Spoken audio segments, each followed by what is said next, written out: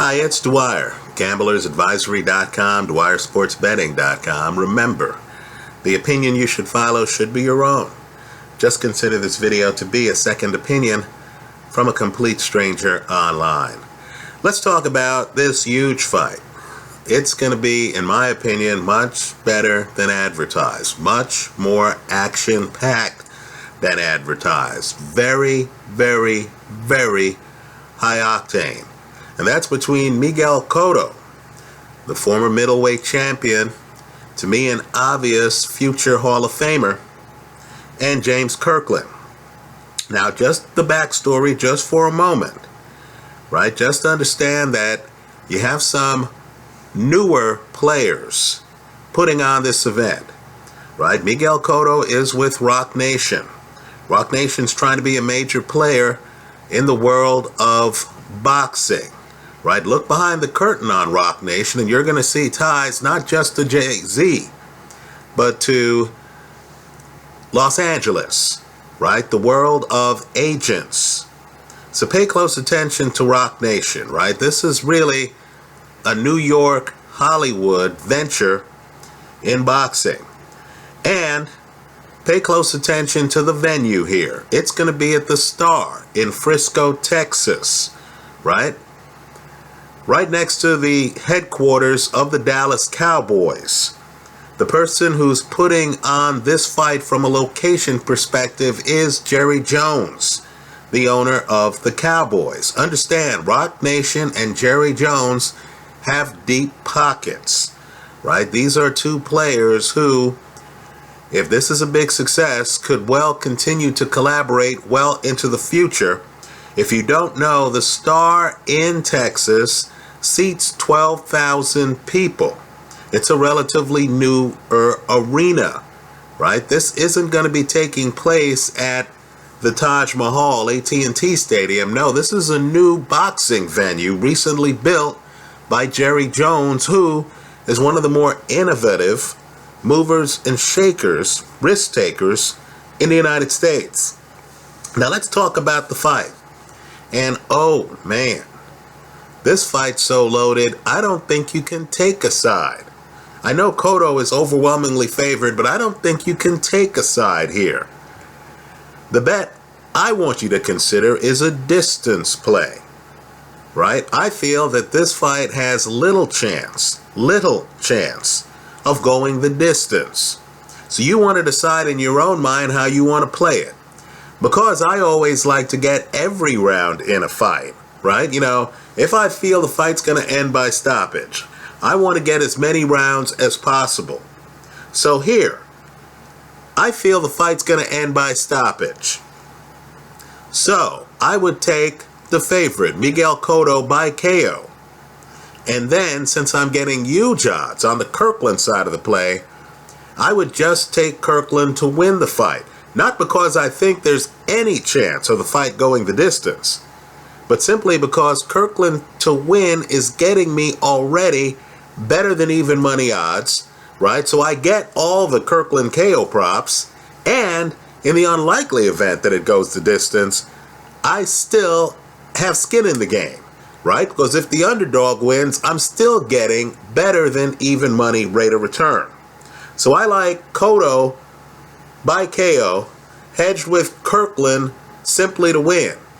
Just understand, I personally don't think this fight has any chance of making it past the 8th round.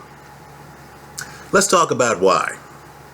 You have two southpaws in the ring. Now, I know many of you are going to say, no, whoa, Dwyer, slow your roll. Cotto fights out of an orthodox stance. You know, to be blunt, I don't care what stance he fights out of. I'm just interested in his dominant hand. Understand, Cotto's dominant hand is his left hand. His Sunday punch is his left hook, right? That's what he's going to be trying to land. Let me say this too about Cotto, and I know this is controversial here online. In my opinion, Cotto is very one-handed, right? His right hand doesn't really do much. He'll throw it as part of a combination, but I don't see his opponent's head jerking off the right hand. In other words, his left hand is A+, right? Left hooks in particular, right? He doesn't throw straight lefts. It's a left hook.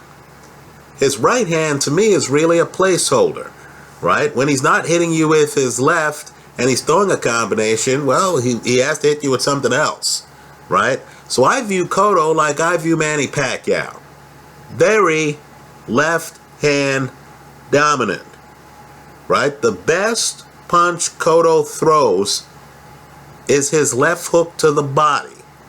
Understand, Cotto is a guy who likes to bend down, who likes to fight small, right? Cotto isn't a headhunter, even though he's knocked guys out with headshots. He's really more of a body puncher, in my opinion, right? Now that he's with Freddie Roach, what they've done is they have Cotto being more of an ambush fighter, right? He's episodic now.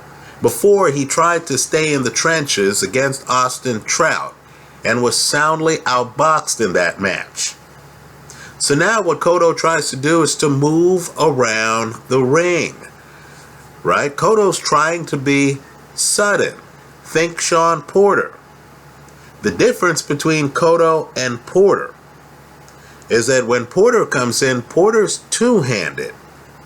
And Porter can actually throw straight right hands. When Cotto comes in, Cotto's one-handed. So it's going to be a left hook up top or a left hook down low. So when Cotto is fighting a master technician, and I encourage you to revisit this tape, the Floyd Mayweather fight, you're going to notice that Mayweather has Cotto completely figured out. So when Cotto jumps in, Mayweather's comfortable with Cotto jumping in because Mayweather knew how to block Cotto's left hand, right? Understand, Mayweather is a righty. Mayweather's blocking the left hand with his right hand, right? And he did it masterfully, right? Masterfully. In other words, Mayweather wasn't, let's say this is a Mayweather stance. Let's say Mayweather hides his chin behind his shoulder. Cotto's coming in at this angle. Floyd had it timed. Now Cotto has prodigious power. Forget this BS boxing spin where everyone wants you to believe that despite the fact that they're wearing a belt in a division, they're actually small for the division. Right? To the folks behind the curtain, the folks in charge of boxing, that storyline's getting cliche, isn't it? It's so ridiculous. I got tired of hearing that Golovkin isn't really a middleweight. Canelo isn't really a middleweight. Cotto isn't really a middleweight. This was as Cotto was knocking out Sergio Martinez and Daniel Gill. Right? Folks, understand your opinion doesn't really matter. Right? What matters is the weight class you're fighting in and the belt you're wearing. Go by what people do, not what they say. All three of these guys had shares of the middleweight title. Well, let me say this. Kirkland has Cotto has prodigious power. Prodigious power. I understand there were catch weights involved. Daniel Gill wasn't allowed to come in north of 157 pounds. But you need to realize the catch weight for this Kirkland fight is 153 pounds. Right? If Cotto had power at 157, folks, he's going to have power at 153 pounds. Let me also give this fight the red cup. One of the secrets in boxing is that certain guys have problems making weight. One of those guys is James Kirkland. Kirkland has problems making 154. So you know what happens. These guys are negotiating the fight. Cotto's people decide, hey, let's give our guy an extra advantage. If Kirkland has a problem making 154, let's make this a catchweight fight at 153.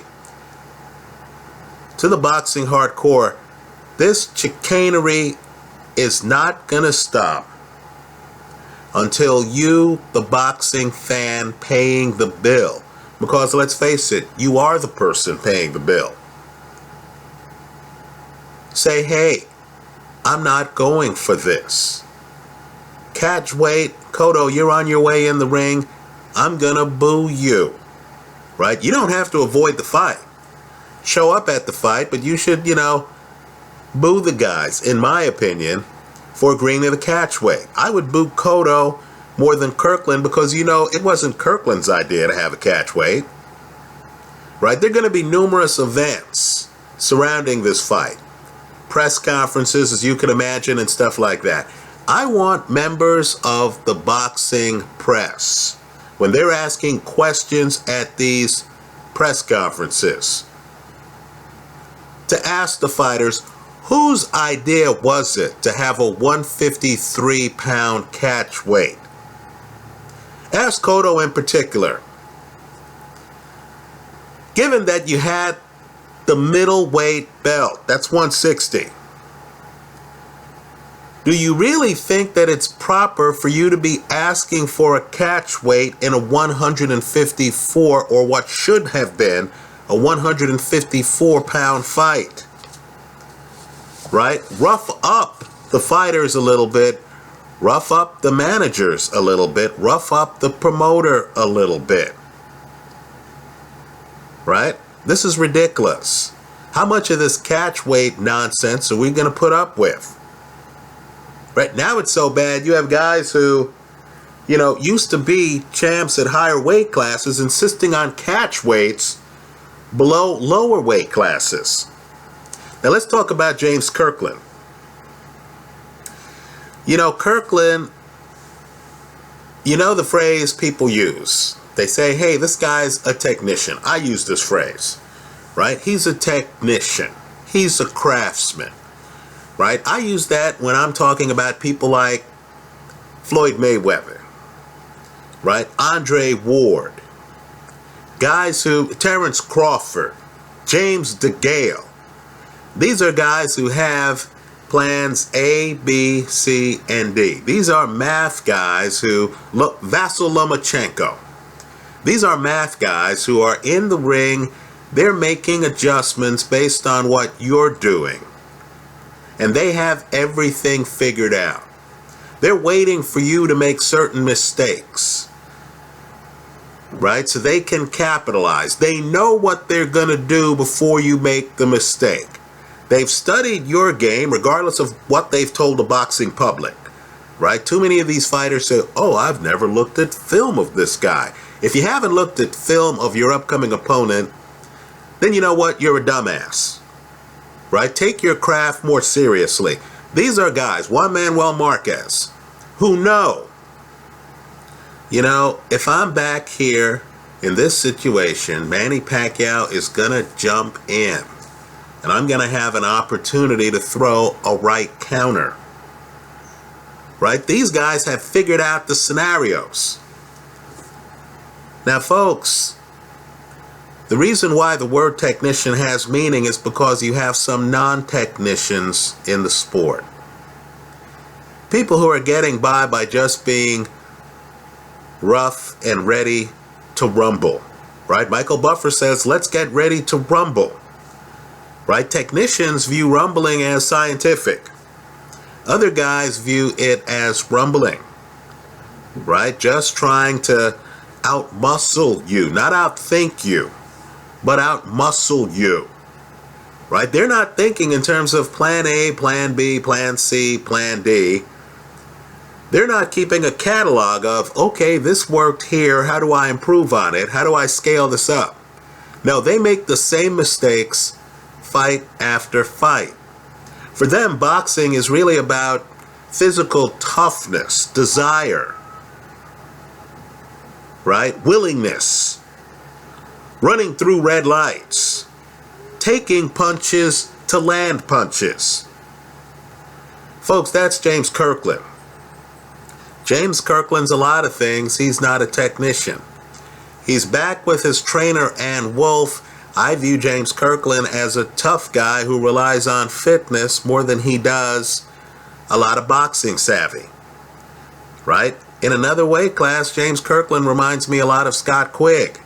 The difference is Scott Quigg, the first half of a fight, will stay outside, won't engage you, right? Then the second half of the fight, he tries to physically dominate you, impose himself on you, right? James Kirkland's the opposite. First half of the fight, Kirkland's the guy who jumps in the deep end of the pool, right? He's the guy who, is at the beach and you have a sign up saying, warning, sharks in the water. And James Kirkland is swimming in shark-infested waters. Why? Because he feels he's in shape to outswim the sharks. So he makes put it this way, he makes the same mistakes in fight after fight. You're able to hit him. You know what? Believe it or not, Kirkland has been knocked down in the first round.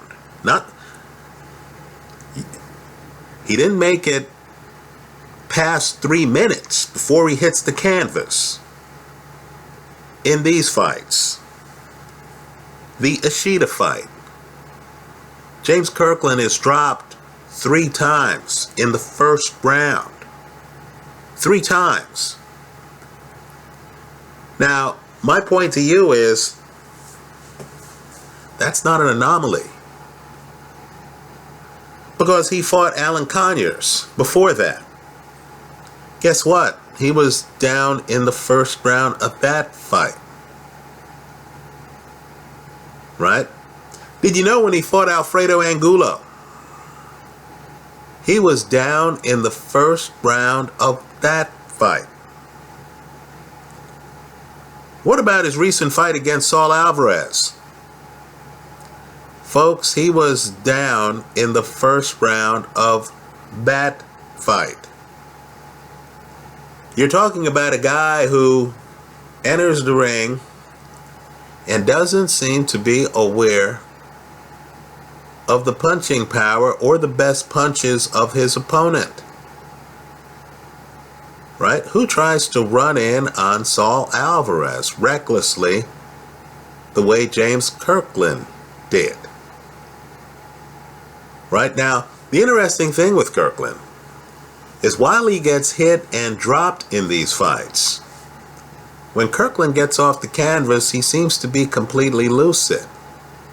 In other words, part of his problem is that the guy has bad balance. In other words, where a technician is thinking about being balanced so they can throw both hands and what have you, Kirkland's thinking about being tough. Folks, it's really a bar fight with James Kirkland. It truly is. So, perhaps you've seen opponents against Miguel Cotto backing up, mindful of Cotto's left hand, trying to avoid being hit in the ribs by Cotto, perhaps shooting a jab like Austin Trout did to keep Cotto off of them. That's not going to happen in this fight. What I want you to do is to make sure your watch is working, because both guys are going to be on the clock in this fight. James Kirkland is going to try to hustle across the ring and bum rush Miguel Cotto. Right? Understand, Kirkland has only lost twice. The Ishida fight, where after Kirkland's knocked down 3 times, he wanted to continue. Right? Quite frankly, he doesn't look that out of it. I understand the ref's point of view. How many times am I going to see you get drilled here in this round? I get the ref's point of view. Also, it's, let's say Kirkland were to have gotten hurt. The ref's job would have been in jeopardy. Right? Someone would say, hey, you were negligent. James Kirkland got knocked down 4 times. Got hurt the 4th time. Didn't you think 3 was enough? I get the ref's perspective. But as you look at Kirkland, even after the 3rd knockdown, Kirkland looks completely lucid. Right? I believe Kirkland's getting knocked down because of bad balance, absolutely bad anticipation. Right? some fighters are defensively blessed. They know what you're going to throw before you throw it. In fact, they've thought the game through to the point where they're standing in the ring. They've positioned themselves in front of you in such a way where they've already taken away some of your weapons. Right? You're fighting Manny Pacquiao. You know that right jab, not a lot on it. Manny throws a good right hook up close. Some guys stay far enough away where they know that right hand isn't going to be effective. They only have to worry about the straight left. Right? That's a technician's point of view. I believe James Kirkland is just running in blind. Right? You're throwing punches. He's not even rolling with the punch. Right? The punches are coming. He's focused on hitting you. He's not thinking about your punch pattern. Now, sometimes it works. His victory over Alfredo Angulo is one of the best I've seen. Right? I've seen a bunch of fights originate out of Mexico. I've rarely seen a fight where the visiting fighter gets dropped by a heavy-handed opponent fighting in that opponent's backyard. Gets off the canvas, doesn't run, runs to the fire, trades shots with Angulo, beats up Angulo to the point where when Kirkland wins, he hops on the ropes at the end of the fight, looking at a crowd that's probably 90-95% an Angulo crowd. Right? Kirkland's a guy who's not fazed by the crowd. He's willing to get hit by heavy punchers. He's willing to trade. So, in my opinion, you need to expect fireworks in this fight of the highest order. Now, there is a ghost lurking over this fight. There is. It's Cotto's first loss as a boxer. A fight that now is clouded in a bit of mystery. It was his loss to Antonio Margarito, because Margarito, like Kirkland, came forward and was willing to raise room temperature against Miguel Cotto. The two guys traded punches. Right? It was a war. I encourage you to look at that fight in researching this fight, because there's a moment in that fight where Miguel Cotto decides, this is a sport. I'm not going to risk my life for anyone's entertainment. Right? Cotto pulls the plug on the fight. He's getting beaten up. He decides to take a knee. Now, the reason the fight is a bit mysterious is because as the fight's going forward, you're looking at Cotto's face. And Cotto's face starts to show trauma that looks unusual. In other words, we've seen fights where Miguel Cotto has been hit and, hurt.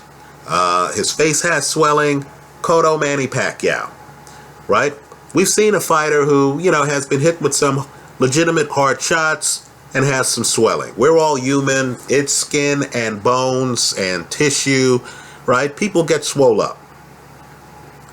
But in this fight, it looked like Cotto was being hit by something other than typical punches. Well, it's interesting because after the fight, Antonio Margarito takes off his gloves in the ring. And as Cotto has subsequently pointed out, there's blood on his hand wrap. Now, why would there be blood on a boxer's hand wrap? We've seen some huge punchers. Mike Tyson, George Foreman, right? Vladimir Klitschko. I've seen some huge punchers. And when they take off their gloves, you don't see blood around their hands. Right? To say the least, it's unusual to see blood around someone's hands. Well, years later, when Margarito fought Shane Mosley, it was discovered that Margarito had plaster of Paris on his hand wraps. Right? Margarito's gloves for the Mosley fight were doctored. Right? There's an open question. And I believe it's a legitimate question. Right? As to what exactly happened the night of Cotto Margarito 1. Right? It's a legitimate question. Well, here's the rub with regard to this fight. You know, James Kirkland is so determined. He's had fighters like Alfredo Angulo wilt against him. Right? He's had that happen. How do we know whether Miguel Cotto in the ring against James Kirkland is not going to have flashbacks to the Margarito fight if Kirkland turns up the heat to a temperature that has the water boiling? Right? I'm telling you, older fighters have a different mentality than younger fighters. Right? With older fighters, the money's in the bank. The kids are in private school. Right? The neighborhood has green lawns, has fences.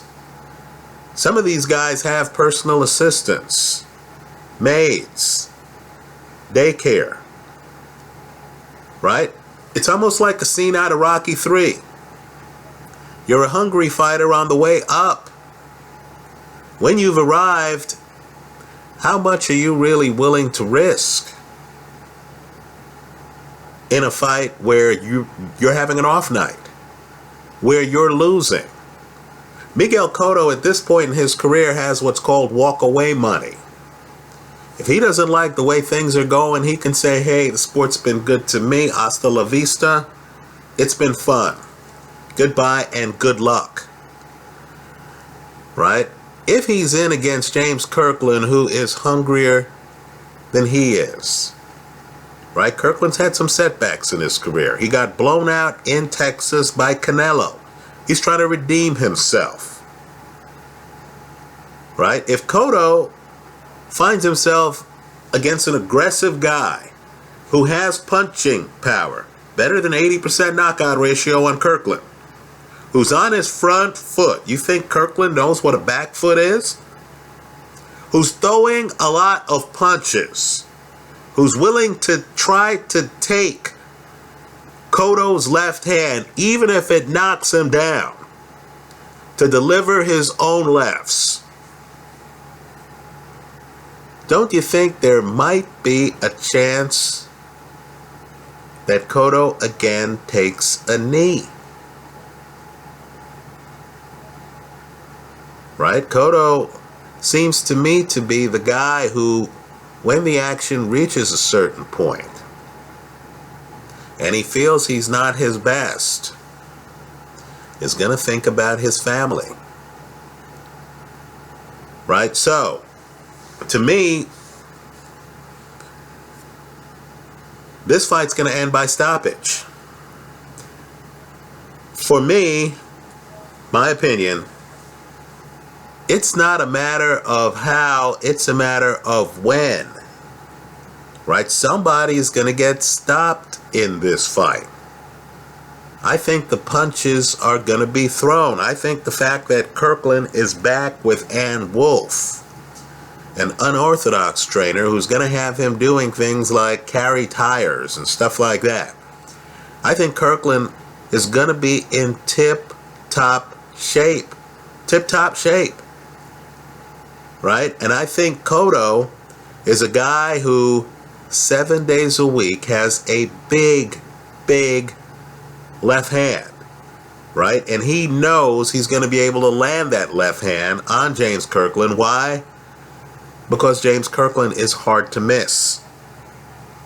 This to me is your proverbial 5-alarm fire. I can't wait for this fight because I feel there's a knockout coming.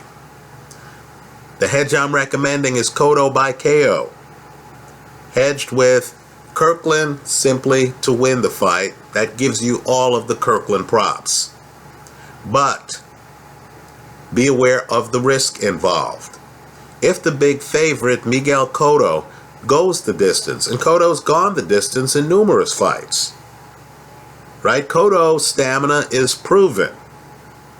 If Cotto goes the distance against Kirkland and outboxes him, keep in mind, both of these guys fought Saul Alvarez. It was a car crash for James Kirkland. Cotto goes the distance with Saul Alvarez. I know the public disagrees with me. In my opinion, that's a much closer fight than the scoring. I thought Cotto beat Canelo, right? Understand, Cotto has survival skills, right? Just be aware that if this fight goes the distance and Cotto wins the decision, you lose it all. That's how I see it. Let me hear from you. I hope you leave your comments in the comment section to this video. One more time. I like Cotto by KO hedged with James Kirkland simply to win. Why? Because I don't see this fight making it past the 8th round. That's how I see it. Let me hear from you. Thanks for stopping by.